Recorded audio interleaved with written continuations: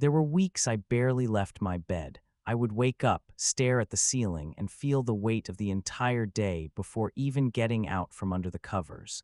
No energy, no motivation, no desire to do anything. I wasn't binge-watching shows. I wasn't scrolling endlessly. I was just lying there, stuck in stillness. And the worst part, I kept telling myself I was lazy. Come on, you're just being dramatic. Other people have it worse. You're probably just weak. Every day, that voice in my head made it worse. But something didn't add up, because I hadn't always been like this. I used to be passionate. I used to wake up excited to tackle new challenges. I used to care. And now, even basic tasks like brushing my teeth or replying to messages felt like mountains I couldn't climb. I thought I was broken, until I learned something that changed my life. Burnout often looks like laziness from the outside, but it feels like drowning on the inside. That one sentence hit me hard, because for the first time I realized maybe I wasn't lazy, maybe I was burnt out. And maybe you are too. If you've been feeling like a shell of yourself lately, tired, unmotivated, numb, this video might help you understand why. Because today, we're breaking down 6 signs that what you're experiencing isn't laziness. It's something deeper, something we need to stop ignoring. And trust me, knowing the truth is the first step to healing. Let's dive in. For the longest time, I thought I was just lazy, but then I started digging deeper. I realized laziness and burnout can look almost identical on the surface. You don't want to move, you don't want to work, you don't want to care. But the reasons behind them, completely different. Laziness is when you choose not to exert effort. It's passive resistance. It's a lack of desire. But burnout is when you've tried so hard for so long that your mind and body finally say, I can't anymore. Burnout isn't about not wanting to move. It's about not being able to, and there's pain underneath it. Emotional pain, physical exhaustion, mental fog so thick you can't think straight. It's when even your passions become burdens. When rest doesn't feel restful, when nothing excites you anymore. A survey in 2010 found that 75% of adults in the US had experienced symptoms of burnout. And more than 40% of those were considered severe. That means this is not rare. This is not just you. It's a silent epidemic, and most of us mistake it for a character flaw. I kept blaming myself. You're lazy. You're not disciplined. You've lost your edge. But here's what I know now. I wasn't lazy. I was depleted. And there's a big difference between being unwilling and being unable because you're completely drained. If you've ever felt this way, tired for no reason, ashamed of your lack of motivation, unable to do even simple things, please hear this. You are not broken. You're burnt out, and understanding that can change everything. Because when you name it, you can finally start healing it. In the next part, I'll walk you through 6 powerful signs that what you're going through right now isn't laziness at all. It's burnout, and it's trying to get your attention. So how do you know the difference? How do you know if it's really burnout and not just a lack of effort? These 6 signs changed everything for me, and maybe they'll help you understand yourself too. Sign 1. You feel emotionally disconnected, even from yourself. I used to go through the day like a robot. Wake up, go to work, come home, scroll, sleep. But inside I felt nothing. No joy, no anger, no passion, no pain, just numb. It's called depersonalization. Psychologists describe it as feeling like you're watching your life from outside your body. You're not present in your own experience. You lose your sense of identity. You lose your spark. If you feel like a ghost in your own life, that's not laziness. That's a trauma response. That's burnout. Sign 2, you used to be motivated, but now even getting up feels impossible. Before this all hit me, I was productive. I had goals, I crushed deadlines. I stayed up late working on things I loved. But now, I wake up and feel heavy. I look at my to-do list and want to cry. The truth is, motivation doesn't just disappear overnight. It burns out after being pushed past the limit too many times. If you were once driven and now feel like you've lost your fire, it's not a personality change. It's a warning sign. Sign 3. The things you loved no longer bring you joy. I used to play guitar every weekend. Now I can't even look at it. My hands feel tired. My heart feels cold. When burnout creeps in, your passions start to feel like obligations. Even the things that once healed you start to drain you. It doesn't mean you don't care anymore. It means you're exhausted. Sign 4. You've become moody, reactive, and overwhelmed by small things.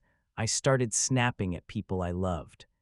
Little things like someone asking me a question made me irritated. Sometimes I cried for no reason. Other times I felt angry at myself. I thought I was just being dramatic. But emotional volatility is a symptom of mental overload. When your system is constantly in survival mode, it reacts fast, hard, and unpredictably. Burnout turns your emotional volume up and then cuts the controls. Sign 5. You've stopped taking care of yourself. There were days I didn't shower, I forgot meals, or I overate, I slept too much, or not at all. I wore the same clothes for days, and the worst part, I didn't even care. Burnout makes even the simplest acts, brushing your teeth, folding laundry, feel impossible. You're not lazy, you're depleted. Your body is screaming for rest, but you don't know how to give it without guilt. Sign 6. It didn't happen overnight, it crept in slowly. That's the cruelest thing about burnout. It doesn't arrive like a storm, it drips in quietly. One skipped meal, one late night, one missed weekend off, one I'll rest later. Until suddenly you collapse. There are 5 known stages of burnout. Honeymoon, when you're excited but overcommitted.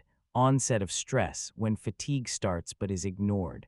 Chronic stress, when your sleep and mood begin to spiral. Burnout, when you can't function. And habitual burnout, when exhaustion becomes your new baseline. I was deep in stage 5, and I didn't even know if any of these feel familiar. Please know you're not lazy, you're not weak. You're burned out, and that means something very important. You can recover. In the next part, I'll share the practical shifts that helped me start healing, one tiny habit at a time. I wish I could tell you there was a big turning point, a grand aha moment, but there was. What saved me were tiny habits, tiny, almost invisible changes, things so small they felt silly at first, but they worked. So here's what helped me crawl out of the fog one breath at a time. I stopped chasing motivation. I built structure instead. Waiting for motivation when you're burned out is like waiting for lightning during a drought. It's not coming. And that's okay, so I built structure. Every day I wrote down just one thing I had to do, not 10, not even 5, just one. Sometimes it was drink water. Sometimes it was reply to one email. Sometimes it was open the window. That one task became my anchor, and slowly it gave me momentum. I started asking myself what would help me feel 2% better, not 100%, not healed, just 2%. Sometimes the answer was light a candle. Sometimes it was put on clean socks. Other times it was cry without judging myself. When burnout feels overwhelming, asking for massive change only makes it worse, but asking for 2% relief is doable. And those small comforts started reawakening a part of me that still cared. I gave myself permission to rest without earning it. This one was the hardest. I always thought I had to deserve rest, that I could only relax after completing a checklist, but burnout taught me. Rest is not a reward. It's a requirement. So I practiced doing nothing, and I let myself feel the discomfort of it. I sat on my couch, no phone. No music, just me and the silence. And over time, that silence started to feel safe. I reconnected with my body gently. I didn't go to the gym. I didn't force myself to run. I just stretched in the morning for 2 minutes. Then one day I danced to a song I loved. Another day I walked barefoot on grass. Burnout disconnects us from our physical selves, but movement, slow, intuitive movement, helped me come back. I stopped hiding my burnout. I named it out loud. I texted a close friend and said, I think I'm not okay. I think I'm burned out. And instead of judgment, I got compassion. It reminded me that I didn't have to pretend. That sometimes the bravest thing we can do is say the truth out loud. I treated joy like medicine. Every day I looked for something that felt even slightly joyful. The smell of rain, the color of a coffee mug, the laugh of a stranger on the street. These small moments became reminders that life still had beauty in it, even if I couldn't feel it fully yet. And with time, those small doses of joy added up. Recovery didn't happen all at once.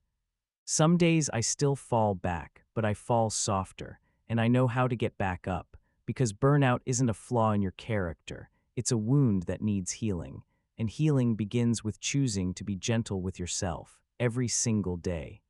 For years, I blamed myself. I thought I was weak. I thought I lacked discipline. I thought I was lazy. But now I know the truth. I was trying. Every single day I was trying, even when I couldn't move, even when I felt empty. Even when I hated myself for not being able to do more. That was never laziness. That was survival. That was burnout. You don't have to earn your worth. You don't have to be productive to matter. You don't have to prove anything to anyone. If you've been tired lately, deeper than just physical exhaustion, if you've lost your spark, if you feel disconnected from the world and from yourself, this is not your fault. You are not broken. You are burned out, and that means you need care. Not judgment, not pressure, not shame. So here's what I'll say to you. Be gentle with yourself. Be kind to the parts of you that feel tired. Celebrate the small efforts, like getting out of bed, like drinking a glass of water, like choosing to rest without guilt, because healing isn't loud. It's quiet, it's slow, it's honest, and it begins with letting go of the lie that you're just lazy. You are healing, and I'm proud of you for still being here. If this message resonates with you, share it. Leave a comment with your story. Someone else might need to hear it too. And if you haven't already, hit the like button. Subscribe to High Day Psych. Let's keep reminding each other that we are not alone. We are not lazy. We are human, and we are healing.